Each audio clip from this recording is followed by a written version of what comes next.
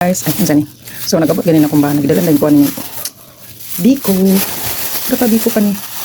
Biko gihapon. Pero gikaon na ako itong panyalam. Dalang ko nagahapon. Gikan sa work. Gahapon panyalam o biko gikan kang sa amigo gihapon niya. Biko, daghan kayo. Tapos panyalam tulo ka buok. And thank you kayo kang Inday o kang sa bana niya sa Jid. Muna permentuan nila dito pag nag-work. Dami kayo. Favorite ko mga kakanin gani. Lipay na kayo na dyan. Thank you sa kumbana siya. Appreciate na ka. Which is, lumi ko yun. Nagkaon ako karon mag-ura og panyalam. Diba, yun lang. Babush. Sa morning, gidala sa kumbana. Biko, gikan sa work. Tapos, gahapon gilaan ko ganang panyalam og hot. Mura siya hot cake good. Lingin siya. Tapos, lubi lang. Lami siya. Tapos, humok pa dyan og biko. Tapos, mga ilo ko, diba? O, simple lang naman ang kaligayahan namin mga babae. Ano ba yun? Tagalang biging ani. Wala, malipay namin. O, diba? Diba?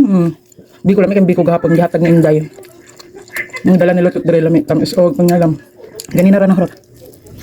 Kaya niya karon, diba? Kapang. Biko. Ano lang.